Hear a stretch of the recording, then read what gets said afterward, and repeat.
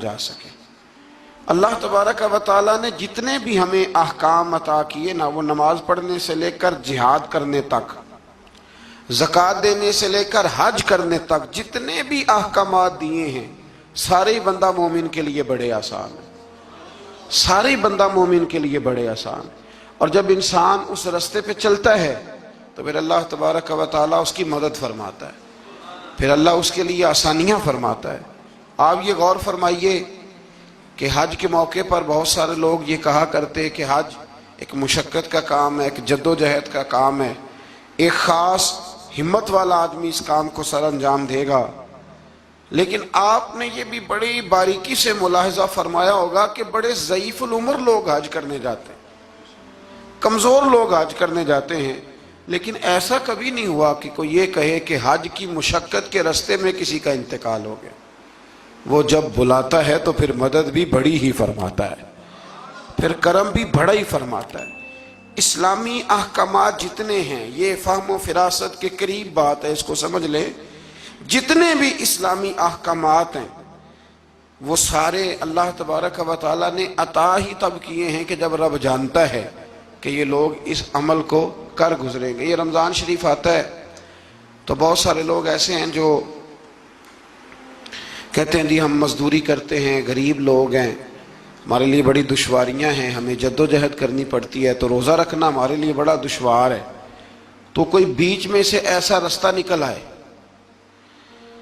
کہ جس رستے سے ہم بچ جائیں، تو میں کہا کرتا ہوں کہ اتنی سخت مزدوری آج کا کوئی بندہ بھی نہیں کرتا جتنی عرب کے مزدور سخت مزدوری کیا کرتے تھے۔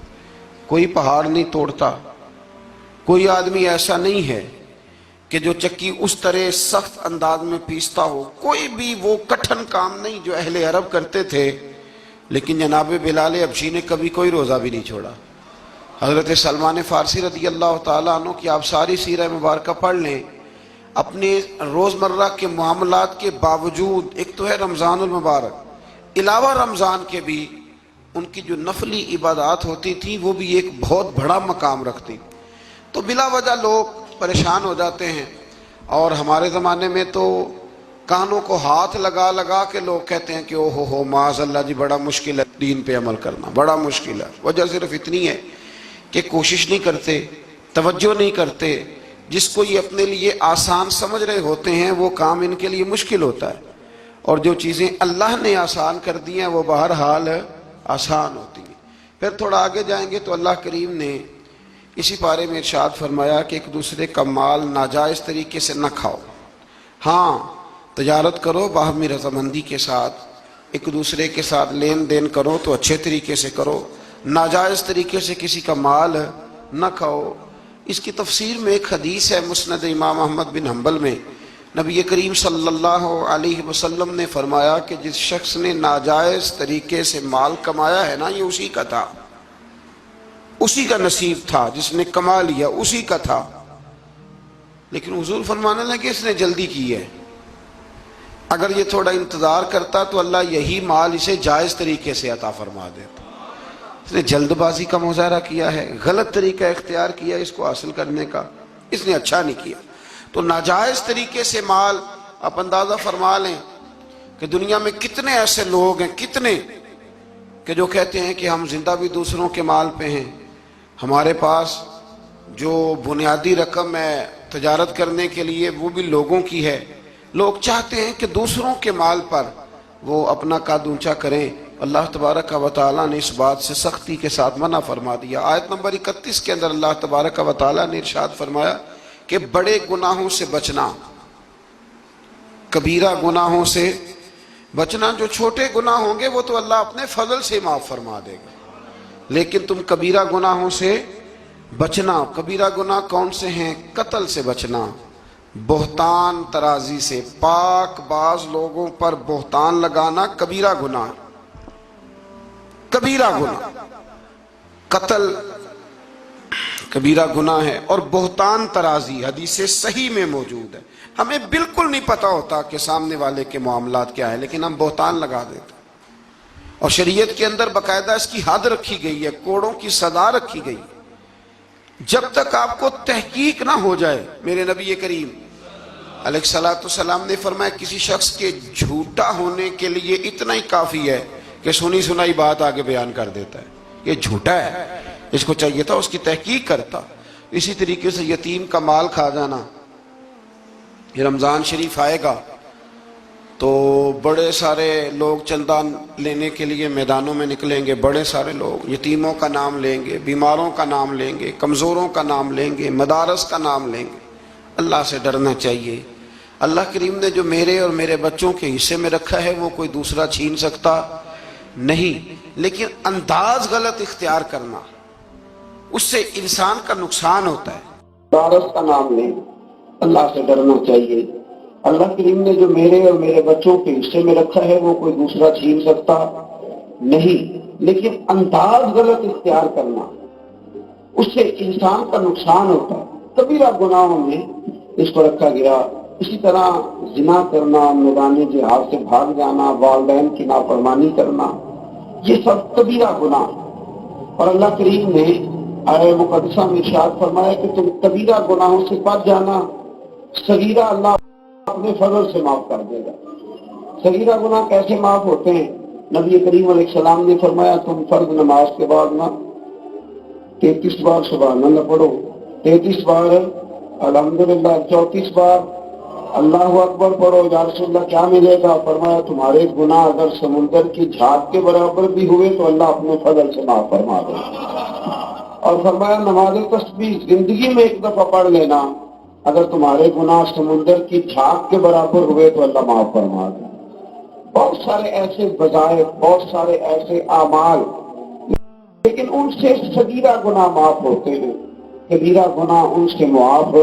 تھوڑا سا آگے چلیں گے تو اللہ تبارک و تعالیٰ نے حکم دیا ہے کہ اللہ کی عبادت کرو، لیکن فقط عبادت کر کے اپنے آپ کو مطمئن نہ کرو بلکہ اس کے ساتھ حقوق بھی ادا کرو۔ وَاعْبُدُوا اللَّهَ وَلَا تُشْرِكُوا بِهِ شَيْئًا، اللہ کی عبادت کرو اور اس کے ساتھ کسی کو شریک نہ ٹھہراؤ، اور اس کے آگے بھی بڑھو۔ وَبِالْوَالِدَيْنِ إِحْسَانًا، اپنے والدین کے ساتھ احسان کرو۔ یہاں مفسرین نے بیان کیا کہ یہ نہیں کہا گیا کہ والدین پر احسان کرو، والدین کے ساتھ احسان کرو، ان کے ساتھ اچھا رویہ اختیار کرو۔ حضرت قاضی صاحب رحمۃ اللہ نے یہاں ایک جملہ لکھا ہے، بڑے دل کرتا ہے میرا کہ وہ جملہ کہہ دوں۔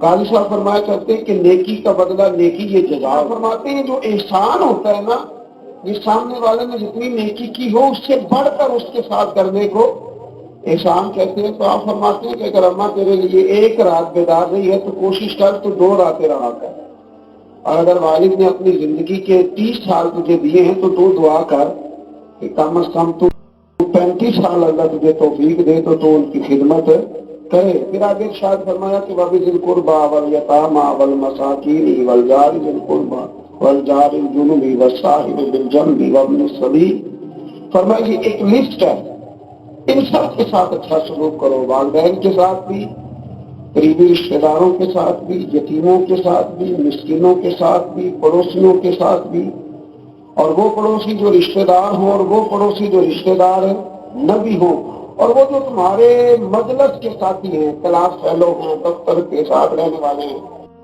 دوست ہیں، کلیگ ہیں، ان کے ساتھ بھی اچھا سلوک کرو، اور مسافروں کے ساتھ بھی اچھا سلوک کرو۔ وَمَا مَلَكَتْ أَيْمَانُكُمْ، اور وہ جو تمہارے قبضے میں ہیں، تمہارے داہنے ہاتھ جن کے مالک ہوئے، یعنی جو تمہارے ملازم ہیں، جو تمہارے غلام ہیں، ان کے ساتھ بھی سلوک۔ اور ہمارا سارا جو غصہ ہے وہ نکلتا ہی ملازموں پہ، سارا غصہ ملازموں پہ نکلتا ہے۔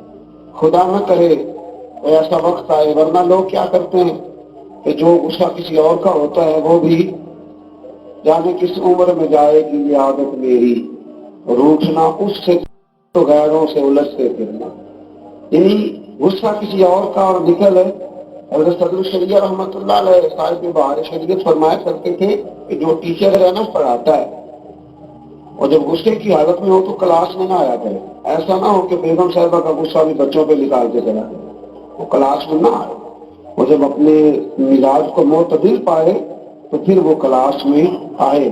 اللہ تبارک و تعالیٰ نے اس آیت میں وہ سارا چارٹر دیا، وہ لسٹ دی، یہ وہ سارے لوگ ہیں جن کے ساتھ انہیں اچھا سلوک کرنا۔ آخر میں فرمایا ان اللہ لا يحب من کان مختالا فخورا، فرمایا اللہ تعالیٰ پسند نہیں کرتا اس شخص کو جو مغرور بھی ہو، فخر کرنے والا بھی ہو، متکبر ہو. ایسے لوگوں کو اللہ مختالا فخورا، اللہ اس آدمی کو جو متکبر ہے، جو اتراتا ہے، اس کو اللہ پسند نہیں کرتا. تو پیچھے حقوق کا بیان تھا، تو آخر میں فرمایا کہ تکبر کرنے والے اللہ کو پسند ہے.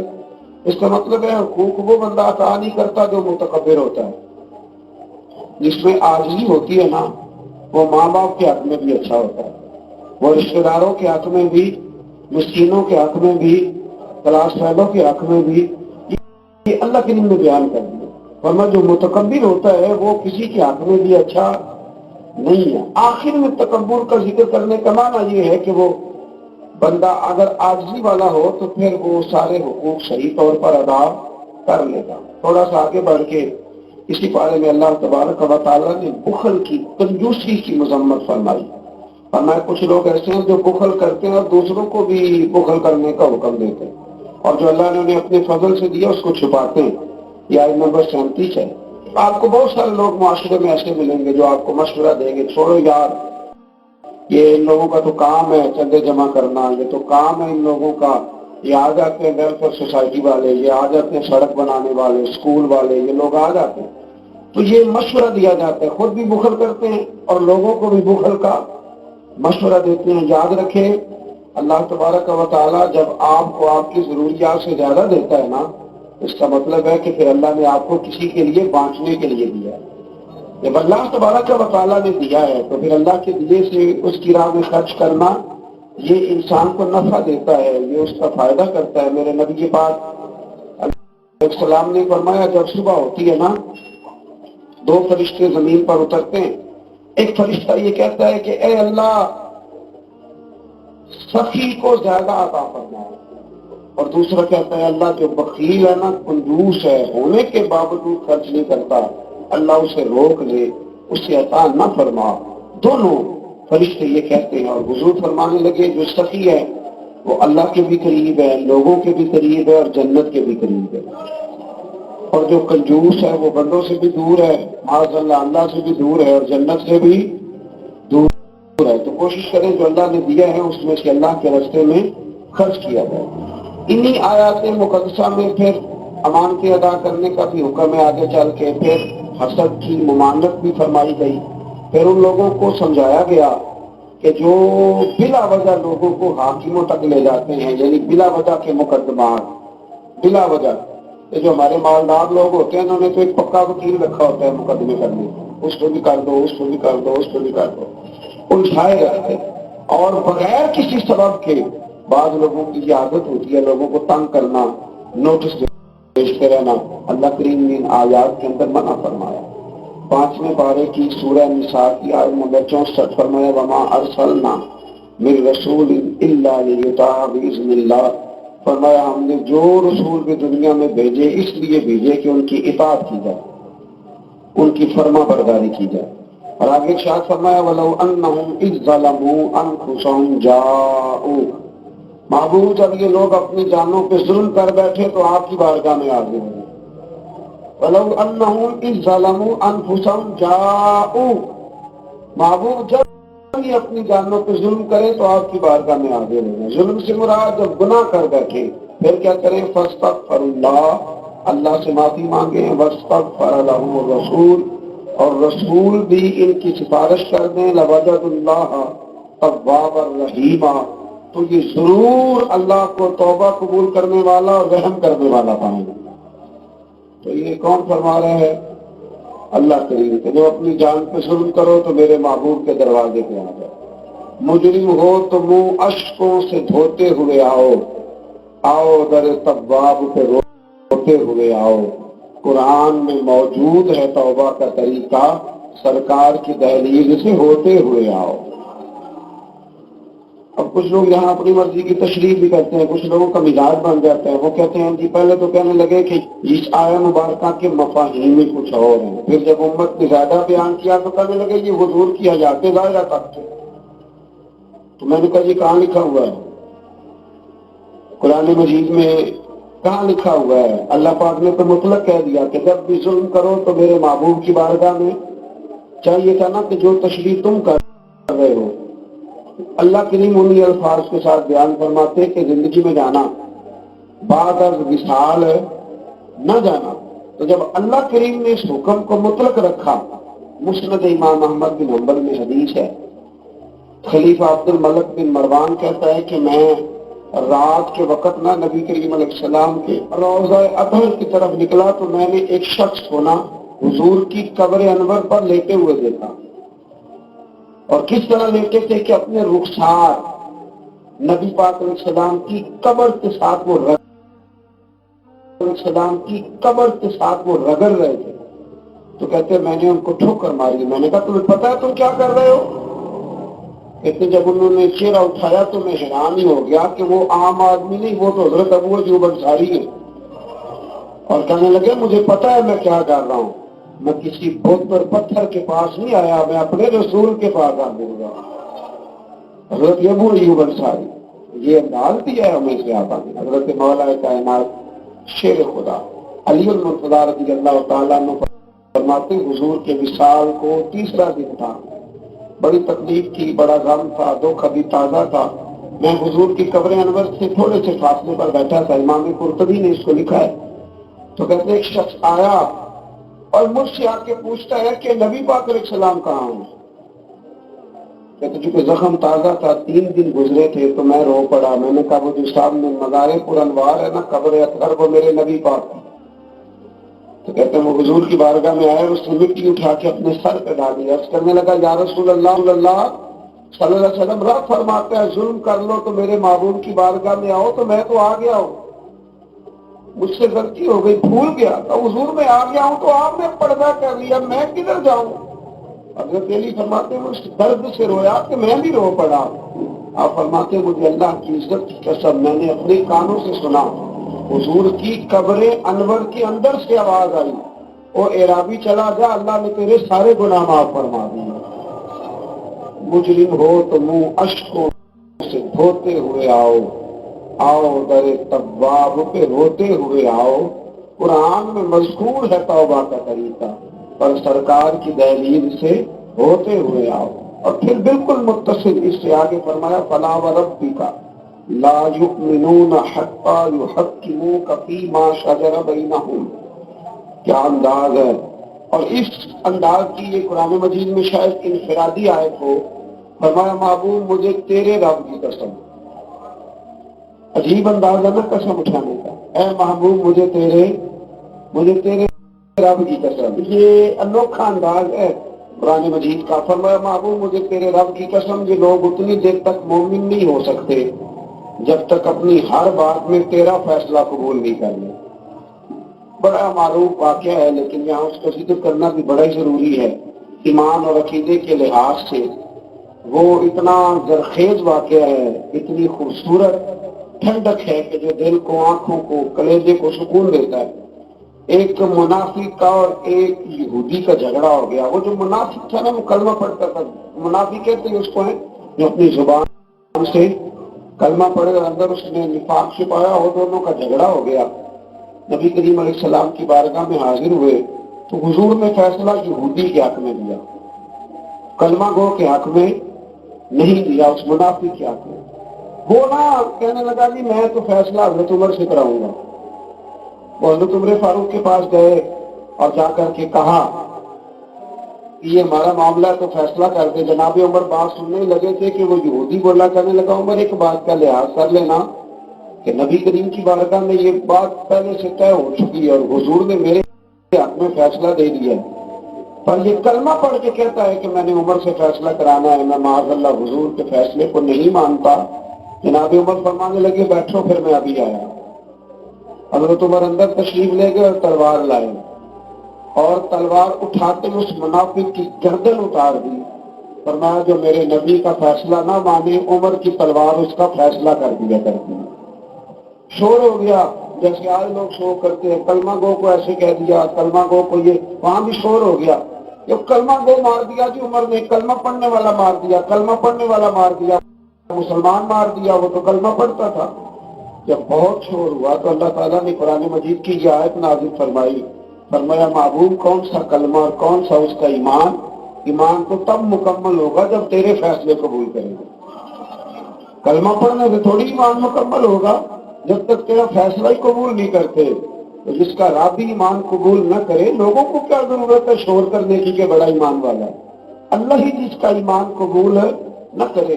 تو میرے عزیز دوستو، اللہ تبارک و تعالیٰ نے آگے چل کے پھر اس گروہ کا ذکر بھی اسی سورہ مبارکہ میں اور اسی پارے میں بیان فرمایا، جس گروہ کے راستے پر چلنے کی ہم ہر نماز میں دعا مانگتے ہیں، انعم اللہ علیہم من النبیین والصدیقین والشہداء والصالحین۔ فرمایا وہ جو تمہارا نماز میں کہتے ہو نا صراط الذین انعمت علیہم، تو انعام یافتہ لوگ اس سورہ مبارکہ نے آیت نمبر 69 میں بیان کیے۔ فرمایا وہ انبیاء ہیں، صدیقین ہیں، شہداء ہیں، صالحین ہیں، اور انداز دیکھیے کتنا شاندار ہے قرآن کا۔ فرمایا وحسن اولئک رفیقا، فرمایا یہ کتنے اچھے ساتھی ہیں، وحسن کتنے حسین دوست ہیں، ان سے دوستی کرو، ان سے دوستی، یہ بڑے حسین لوگ ہیں، بڑے حسین انبیاء، صدیقین، شہداء اور صالحین۔ تو اللہ تبارک و تعالیٰ نے پھر طاغوت کے راستے پر چلنے سے منع فرمایا اور اپنے راستے پر چلنے کا حکم دیا۔ ایک آیت کریمہ اور پڑھتا ہوں اور بات کو سمیٹتے ہیں۔ اسی قرآن مجید کی سورہ نساء میں اسی پارے میں آیت نمبر 82 میں اللہ کریم نے قرآن کی، اسلام کی اور دین کی ایک اور صداقت کو بیان کیا۔ فرمایا افلا یتدبرون القرآن، کیا یہ لوگ قرآن میں غور نہیں کرتے، تدبر نہیں کرتے، توجہ نہیں کرتے قرآن میں؟ فرمایا وَلَوْ كَانَ مِنْ عِنْدِ غَيْرِ اللَّهِ، اگر یہ اللہ کے علاوہ کسی اور کی طرف سے ہوتا، لَوَجَدُوا فِيهِ اخْتِلَافًا كَثِيرًا، تو یہ اس میں بڑا سخت اختلاف پاتے، یہ اس میں پاتے کہ بہت ساری جگہوں پہ متضاد باتیں ہیں، کہیں کچھ کہا جا رہا ہے اور کہیں کچھ کہا جا رہا ہے۔ قرآن مجید ایک دم نہیں آیا، جو کتاب ایک دم لکھی جاتی ہے نا اس میں اختلاف نہیں ہوتا، 23 سالوں میں آیا ہے۔ لیکن جو بات پہلے دن بیان ہو رہی تھی غار حرا میں، آخری دن حجۃ الوداع میں بھی وہی بات بیان ہو رہی ہے، تو سمجھ لیں کہ جب 23 سالوں کے اندر ایک جملے کا، ایک فکرے کا تضاد قرآن میں نہیں آیا، تو پھر یہ کسی غیر کا کلام نہیں، یہ اللہ ہی کا کلام ہے۔ تو قرآن مجید میں الحمد سے لے کر والناس تک کسی بات میں کوئی تضاد نہیں۔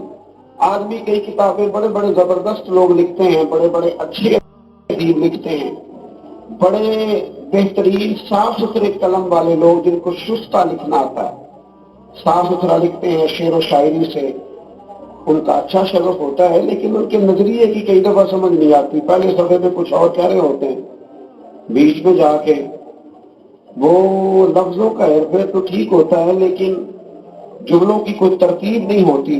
بڑے بڑے عمدہ لوگ آپ کو ملیں گے کہ ان کی باتوں میں تضاد ہوتا ہے، گفتگو کے اندر بہت ساری چیزیں آپ کو ایسی مل جاتی ہیں، کیونکہ کمزور ہے نا، انسان ہے، انسان کبھی کچھ کہتا ہے اور کبھی کچھ کہتا ہے۔ اس لیے انسان کی اور رب کریم کی تخلیق اور گفتگو میں بڑا فرق ہے۔ حضرت حکیم الامت مفتی احمد یار خان صاحب نعیمی رحمۃ اللہ علیہ نے یہاں ایک بات بڑی شاندار بیان فرمائی۔ آپ فرماتے ہیں کہ انسان نے ٹرین تو بنا لی ہے پر کوئی انسان چیونٹی نہیں بنا سکا۔ ٹرین بڑی ہوتی ہے نا، بلکہ بہت بڑی ہوتی ہے، اور چیونٹی اس کے مقابلے میں چھوٹی ہوتی ہے۔ تو فرماتے ہیں کہ ٹرین بنا لی ہے پر آج تک کوئی بندہ چیونٹی بنانے لگے، بڑے بڑے اس نے بلب بنا لیے، لائٹیں بنا لی، بڑا کچھ کر لیا، پر جگنو بنا سکا؟ جگنو بڑا چھوٹا ہوتا ہے، تو اس نے بڑا کچھ بنا لیا ہے پر جگنو نہیں بنا سکا۔ تو سمجھ میں یہ بات آتی ہے، شعور میں یہ بات بیٹھتی ہے کہ اللہ کی تخلیق صرف اللہ ہی کی۔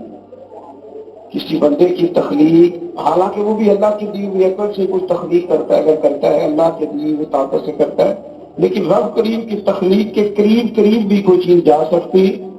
تو اگر ہمیں بندوں کا کلام بڑا فائدہ دیتا ہے، حضرت میاں محمد بخش صاحب رحمۃ اللہ علیہ کا کلام پڑھا جائے کیونکہ ہمیں سمجھ آتی ہے تو اس کا سحر طاری ہو جاتا ہے۔ اسی طریقے سے اگر کوئی اچھا بعمل عالم گفتگو کرے تو دل پہ بات اثر کرتی ہے، اور میرے رسول کریم اگر کلام فرمائے، حضرت انس بن مالک فرماتے ہیں حضور گفتگو کرتے تھے قیامت کے بارے میں تو لگتا تھا اس کے باہر جائیں گے تو قیامت آ جائے۔ تو یہ ساری باتیں اگر اثر رکھتی ہیں تو پھر بتائیے اللہ کا قرآن کتنا اثر رکھتا ہے۔ اس میں تدبر کریں، اس میں غور کریں، اس میں فکر کریں، انشاءاللہ